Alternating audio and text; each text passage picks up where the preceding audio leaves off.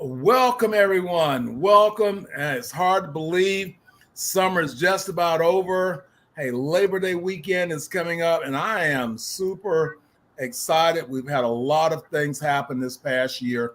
I'm Grandmaster Jessie Bowen, and you're listening to the you're listening to the Martial Arts Extraordinaire Podcast. I got so many things happening, elite publications, but this is exciting.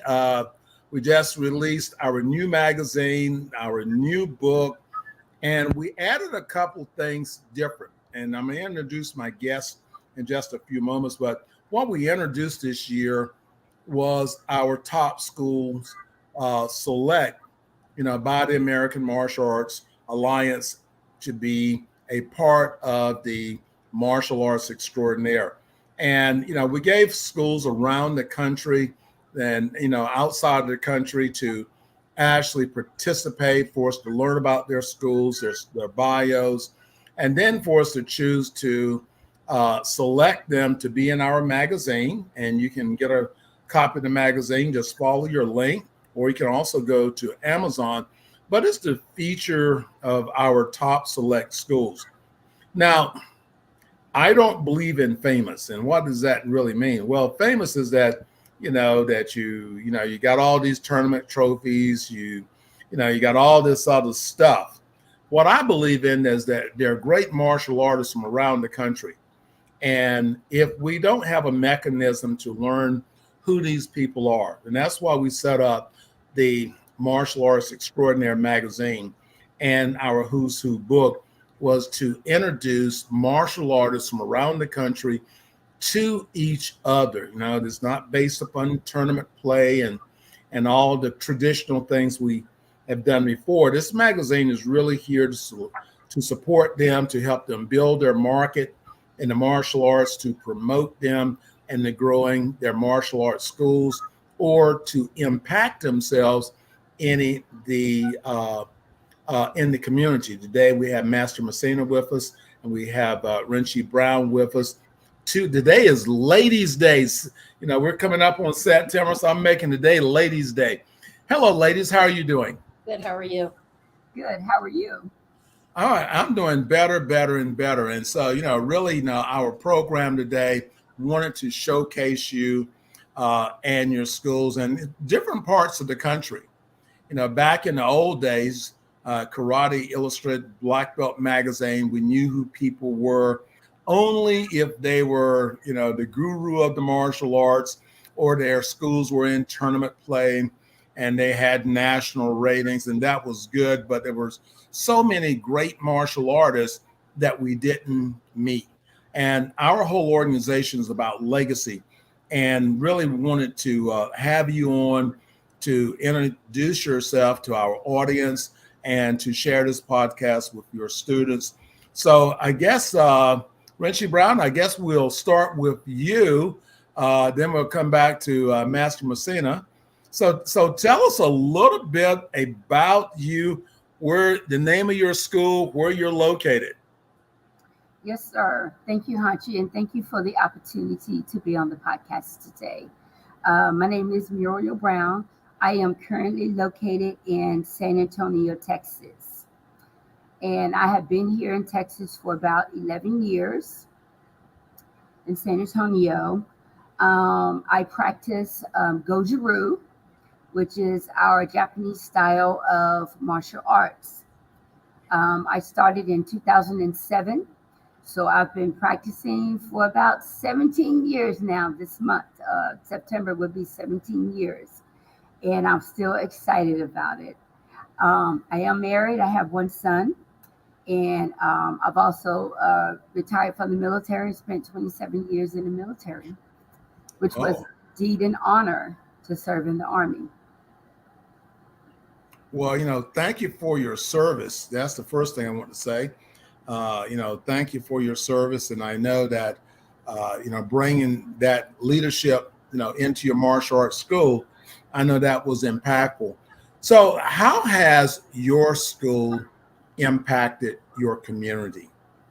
Yes. So the Jaguar Dojo, which is the name of our school, and the Jaguar Dojo is actually named after my fighting name, when we become black belts, we get a fighting name, and my fighting name is the Undaunting Jaguar, and so hence the Jaguar Dojo. And so, how have we impacted the community? We have gone out to feed the homeless. We participate in the food bank by um, um, putting food packages together, and those packages are delivered to the underprivileged students and the homeless as well. Um, so we participate in the food bank. We'll also participate in the Children's Hunger Fund, again, where we package, and that I like especially because you can take your kids, even if they're 4 year olds or 5 year olds, all the way up to adults. Everyone can participate. And even if it's just putting a canned good into a box, they're still helping out. So everyone has a chance to participate in that. And we have also participated in feeding and assisting our senior citizens. We have a senior citizens area right down the street from our school. And we're participating in feeding them and giving out different items to them that are badly needed, especially during the summer, because most of the seniors need fans because they don't have the air conditioned homes like some people do, and just giving out different things to them to make their life a little bit more better every day. Well, I really want to talk to you a little bit later. We are a presenting organization for the Presidential Community Service Award, and we're trying to get martial arts schools to come in, be a part of the Presidential Awards program. So the Presidential Award, Community Service Award, is like the second highest award presented to citizens, and is signed by the President of the United States. And so it's a good recognition. And I think that the more that we promote community services, this is the way that I look at making a difference, is by teaching our kids and our students about giving, not just taking. So about being able to give back. And this is where we make a difference. And we don't have the selfish students, because they understand the needs of others. So yeah, definitely would love to talk to you about your school being a part of the Presidential Community Service Program. And this will give them an opportunity to, earn points. They can receive a medal. They can receive the letter from the president.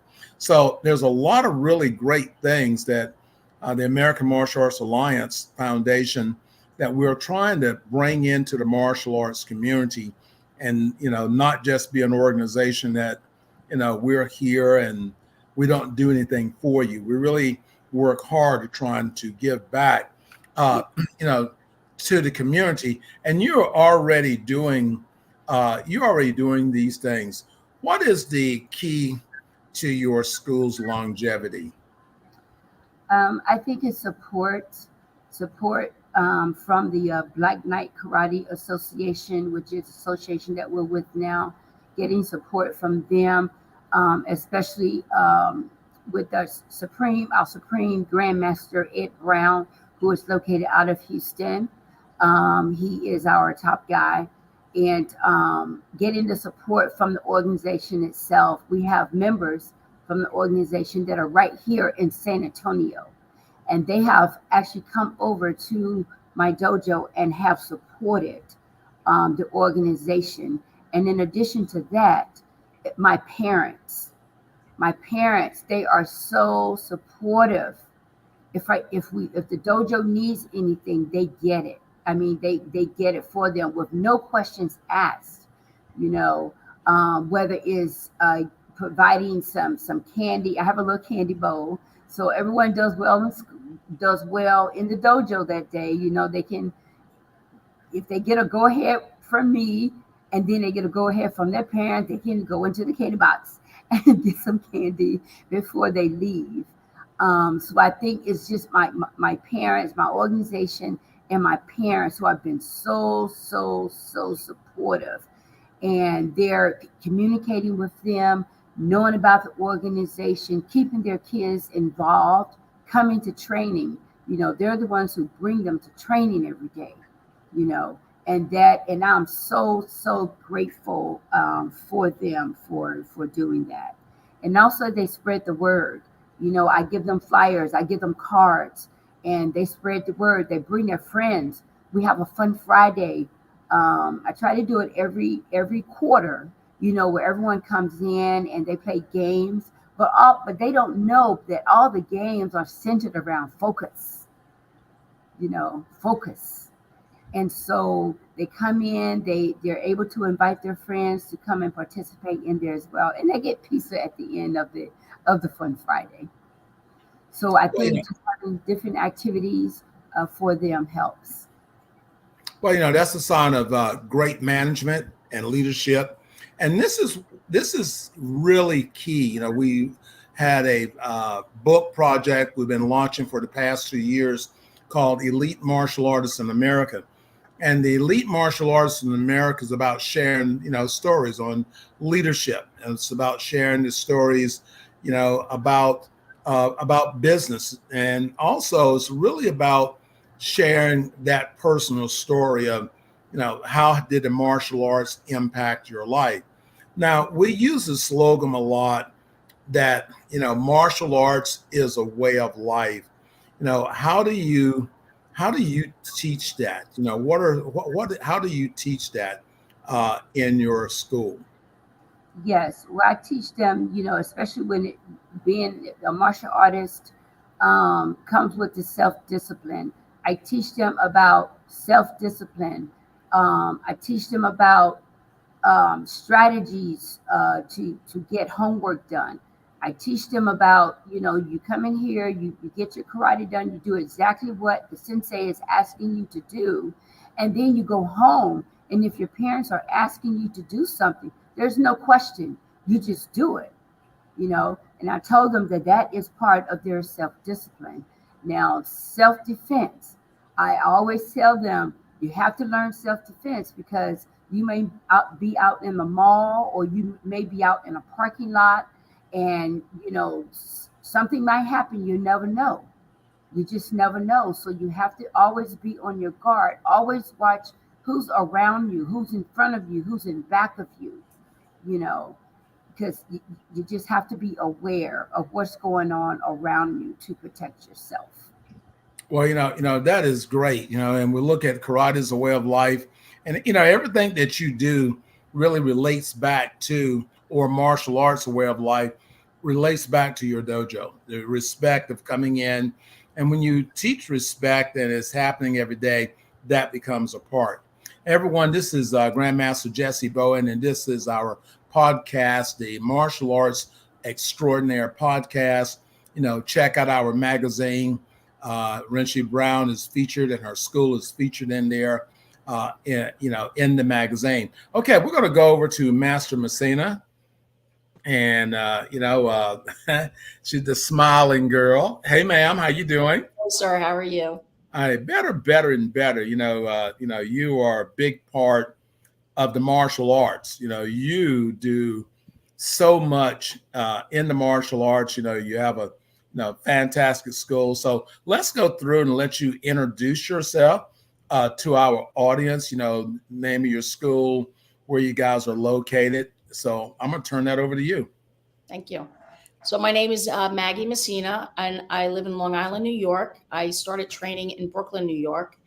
I have been here on Long Island for almost 25 years. I've been practicing the martial arts just about 40 years, and I absolutely love what I do. Well, I have had the great opportunity to meet some of your students, and I must say that you do a great job. You've got great students, and if I had to have students, your students are the one that if you need me to come up and teach a class anytime, hey, I'd love to be able to do that because they're such fantastic young people, and I see the leadership, and I see all the things that that you bring. And again, we have worked with you on a number of occasions. And that was the reason when we started the program, your school was one of the first schools that we thought about. We thought about your school, and we also, we thought about you. So you're a martial artist, but you're also an author. So you have what now? 5 books, 4 books? I know you have your 2 books, and then Yes, sir. You're a co-author with me in about 3 or 4 books. So let's talk about your books. My books I had written and then republished it with American Martial Arts Alliance's Making Maggie, Little Miss Tri-County, and it's a story of it's my autobiography. And then my second book was somewhat like an autobiography, but it was dedicated to my siblings, which I lost during COVID. And it's basically a call to action and to bring more awareness, but not just the awareness, because I think a lot of us are aware of what goes on as far as in poverty-stricken areas and people of mental illness and unfortunate people having children that probably should have thought about 10 times before having them. But unfortunately, children are in the world. So it's still a major problem in our foster care system and about placement and abuse. And it's one of my passions is to try to bring about change, but recognizing I can't do it alone.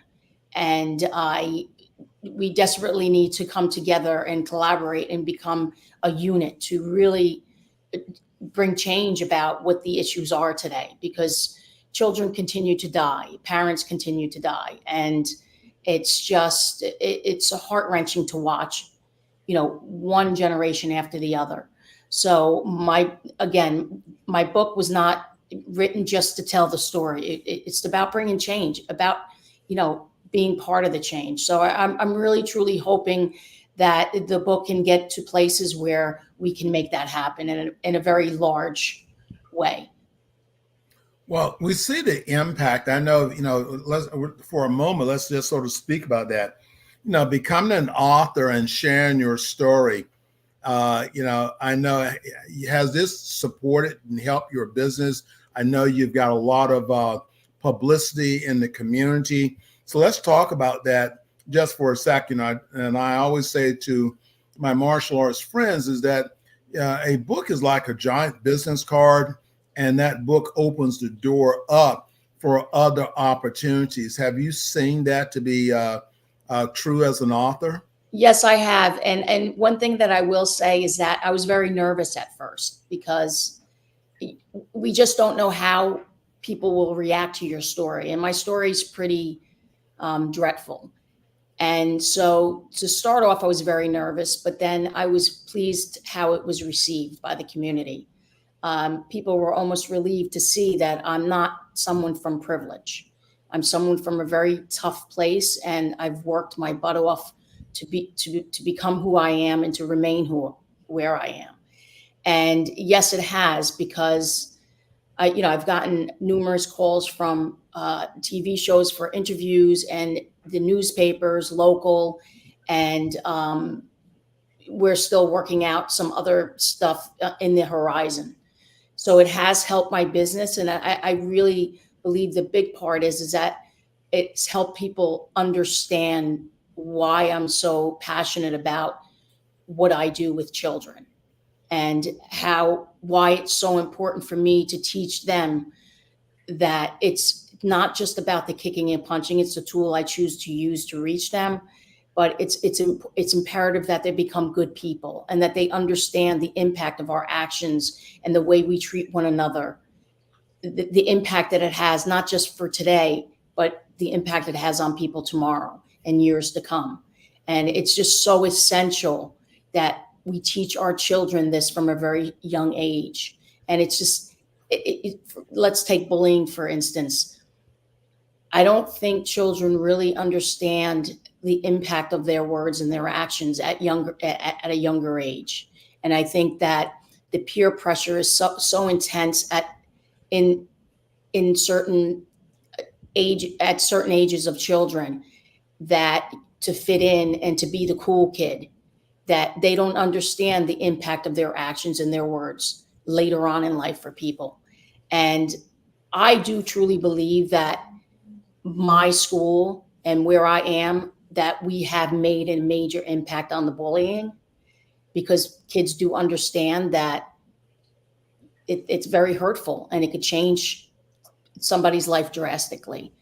And my hope is that other martial arts schools and other organizations can really understand the importance of it, and just not be afraid of what's politically correct, but what's most important for our world tomorrow.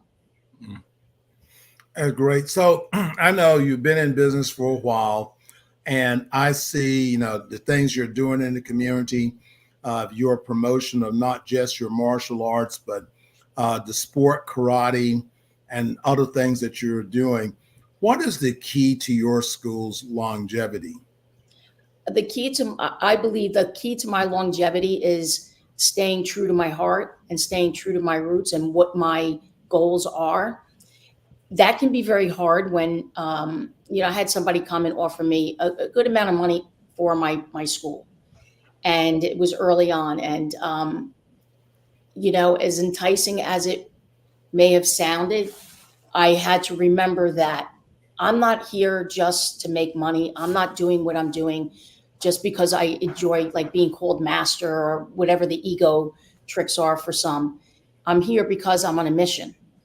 And, my mission is to help children become their best version of themselves from the inside out. And children love to help one another. They love to become leaders. And the way I run my program is kids start helping one another as early as 6 years old. And as they move up the ranks, not just in color, but also in age, they continue to do that. And so then you develop a program where the school is almost running itself, and the children are helping it grow. And as they grow into young adults, they continue to do that. And then later on, when they're leaving for college or leaving to start the adult part of their life, they are awesome people. They turn out to be really good people. And people see that. The community sees that. And they want their kids to be that same type of person in society. And I believe that is why my student retention is so good as well. I have awesome student retention. Some people scratch their heads and they're like, how do you sign a kid up at 3? And they say all the way through college and still come back and help while they're out of college for vacations and stuff. It's all about making that person feel awesome. If somebody feels really awesome about themselves, they're going to want to be surrounded by what's making them feel so great. But as a leader, it's also my job to make sure that none of that egotistical stuff or bullying or any of that, I'm a higher belt than you kind of thing that goes on, happens either. So I would say that it's important for the leader of the school, that the instructor that started the business, like any other business, to make sure that you stay present, because it's easy for, within your absence, it's easy for the school to lose its initial journey, and not to allow others that you may have in command turn that down any other paths. I've unfortunately came to that issue where I had someone working for me and had a pretty big role, and their vision wasn't my vision.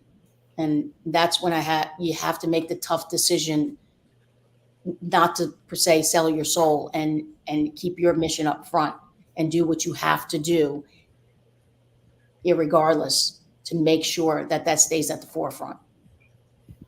Not always, but yeah, I was going to ask you about karate, about martial arts as a way of life, but just in that statement alone, you really answered that question. And And that's what I live every day, that martial arts is a way of life.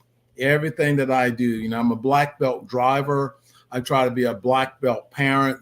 Whatever I'm doing, people ask the question, how is it that you can do all of these things? Well, I really apply the black belt principles behind everything I do. So if I do that, then, it doesn't matter what I transition it to, whether it's writing a book or, bowling or teaching or being a number one dad or whatever. Those are the things that we do in the martial arts. So I'm going to bring both of you ladies back on screen here, and as we get ready to close up, and really say, thank you for being a part of our program today, and congratulations as being our top school. We have all the way down in Texas and all the way up into New York. And if you haven't had a chance to, go to their Facebook pages, check them out online. You may not know their names, but this is a great opportunity for you to know, especially the martial arts community, especially as ladies that are in the martial arts that own their own schools. And, this is a great network of finding the other people that are doing what you're doing, and we learn from each other. There's no great secret, but the more we can share, and the more that we expand our base and we get those helping hands, it really helps for us to be able to do that. So if you want to learn more about them, remember there's two great ways to do it. Okay, you can go to our website and you can purchase our legacy book. There's about over 100 martial artists featured in the book. And if you go this weekend and purchase the book, we're going to give you a $200 savings card. So go to the website, purchase a copy of the book. Their stories and their school is in there. You can also purchase from our website and also from Amazon a copy of the magazine. They're featured in the Martial Arts Extraordinaire magazine. So, follow us online. If you're thinking about becoming an author, we're really, really supportive of helping martial artists understand the power of your legacy, the power of your story. And you can go to elitepublications.org or give us a call at 919-618-8075. You can schedule an appointment. We sit down with you and we help you to discover your story of how you can share it and make a difference in the world. So, Renshi Brown, any last statements from you? Well, just thank you very much for having us on today. We really appreciate it, Hanshi. Thank you so much, and I've learned something today. All right, and Master Messina, any last words from you? Again, thank you for having me on, and thank you for creating so much opportunity for so many others in the world. Well, again, thank you for entrusting me with your story. So you shouldn't trust your story to everyone. No, that's true. But thank you for entrusting your story for us in our new book, and that new book is the Martial Arts Legacy book. Remember, you can go to our website, get a copy. It's available on Amazon. So remember, everyone has a story. You just have to get it out. Hey, this is Grandmaster Jessie Bowen saying, be blessed.